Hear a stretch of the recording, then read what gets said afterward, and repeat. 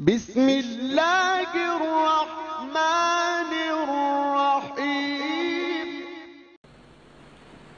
ابن سیرین کی خدمت میں ایک شخص آیا اور اس نے کہا میرے خواب دیکھا کہ میں کھولو میں تیل ڈال رہا ہوں۔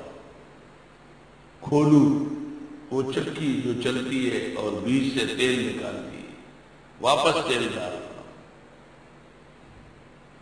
ابن سیرین نے اس کو کہا تیرے نکاح میں کہیں تیری ماں نہ ہو،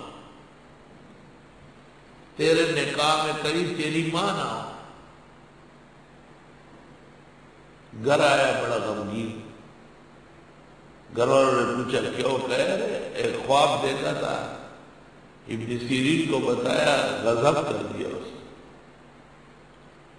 اس نے کہا تیرے نکاح میں تیری ماں ہے۔ تو وہ بیوی آ کے بیٹھ گئے، اس نے کہا ویسے آپ کہاں کے رہنے والے ہیں؟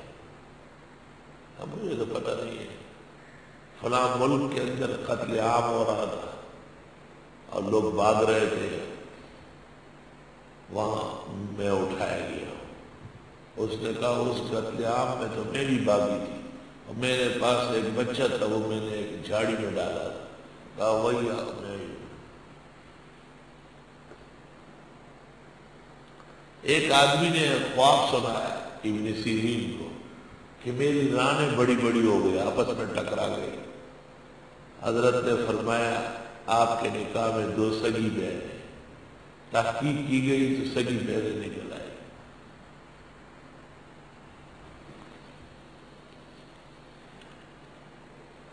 ہارون رشید کی بیوی زیب النساء نے خواب دیکھا کہ جنگل کے وحوش، چرند پرند درند وہ اس کے ساتھ جمع کر رہے ہیں، اور اس کا فرق بہت بڑا ہو چکا ہے۔ ہر جانور آتا ہے اور اپنا سامان اس میں اتارتا ہے، کچھ دیر اس کے ساتھ رگڑ کے تسلی کر کے چلے جاتے ہیں، پھر ایک اور آتا ہے۔ نوکرانی کو کہا کہ بہت خراب خواب لگ رہا ہے، میرا نہ کہو، اپنا کہو کہ میں نے خواب دیکھا ہے۔ کنیز گئی اور اس نے ابن سیرین کو کہا کہ حضرت سے میں نے ایک خواب دیکھا ہے۔ خواب سنایا، ابن سیرین نے کہا جھوٹی گئی، یہ خواب تو نہیں دیکھ سکتی، یہ ہارون کی بیوی زیب النساء نے دیکھا، اور ہارون رشید کی بیوی زیب النساء نے دیکھا ہوگا، زبیدہ نے، اور یا یہ کہ اس کی ماں خیزران نے دیکھا ہو۔ واپس آئی کہ ابن سیرین نے بہت ڈانٹا مجھے اور کہا یہ تجھ جیسے گدی خچری یہ خواب دیکھ سکتی ہے؟ یہ خواب تو یا ہارون کی بیوی زبیدہ دیکھے یا اس کی ماں خیزران دیکھے۔ زبیدہ نے کہا عالم بہت بڑا ہے اور رویا کا امام ہے، بتا دو۔ اس کو تو ویسے ہی پتہ چل گئی۔ اس نے واپس آ کے کہا حضرت صاحب وہ میری مالکہ زبیدہ نے دیکھا۔ کہا اللہ اس سے بڑا کام لے گا، اس سے انسان حیوان سب سے آرام ہو جائے گا۔ کبھی خواب قریح المنظر ہوتا ہے لیکن اس کی تعبیر اچھی ہوتی ہے۔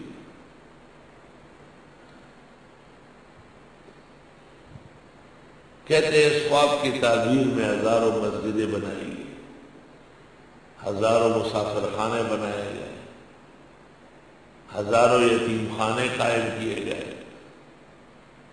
ہزاروں مقامات پر لنگر دیے گئے، لاکھوں مسلمانوں کو کپڑا دیا گیا، کھانا دیا گیا۔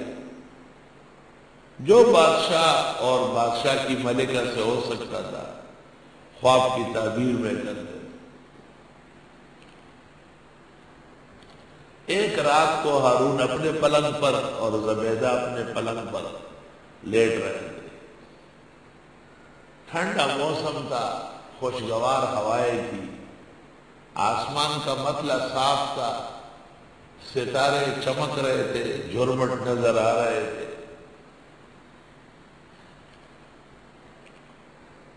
ہارون نے زبیدہ کو کہا میں شرمندہ ہوں، میں نے آپ کے لیے کچھ نہیں کیا، بڑی قیمتی عورت تھی، میں نے آپ کے لیے کچھ بھی نہیں کیا، میں بہت شرمندہ ہوں،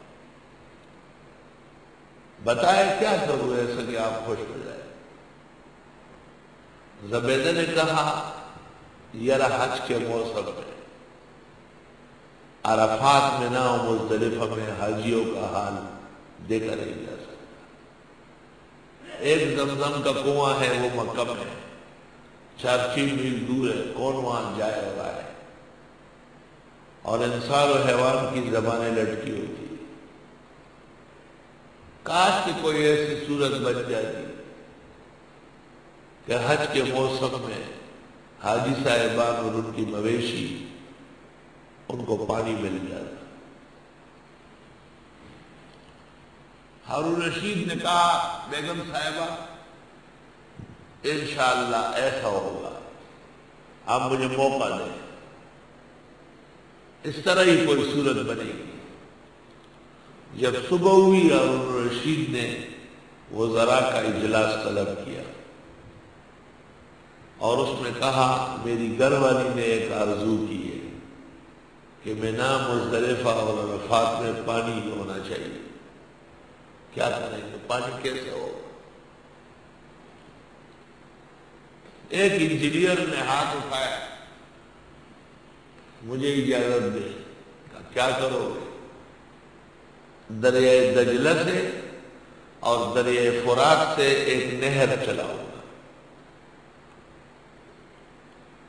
اور یہ نہر عربستان تک پہاڑوں میں چھپا ہوا ہوگا، عربستان میں اس کو ظاہر کروں گا، مینا مزدلفہ اور عرفات میں کھل کر رہے گی۔ 2 دریاؤں سے کیوں نکال رہے ہو کہ اگر ایک میں پانی کم ہو گیا تو دوسرے میں تو ہوگا۔ اس پر خرچہ کتنا آئے گا؟ 60,000 روپے۔ ٹھیک ہے، ہارون نے وزیر مال کی طرف دیکھا، آرڈر دے دیا کہ پیسے مہیا کرو، اس نے کہا پیسے تیار۔ 6 سال کا عرصہ لگا ہے، دریائے دجلہ اور دریائے فرات سے نہر چلی، اور یہ نہر مینا مزدلفہ اور عرفات سے گزر رہی، صرف اینٹیں لگی ہوئی، صرف اینٹوں کی بنی ہوئی، اور اب بھی اس میں پانی چل رہا ہے۔ ہنوز ابر رحمت ظرف شانہ، مئو میں خانہ و محرم نشانہ۔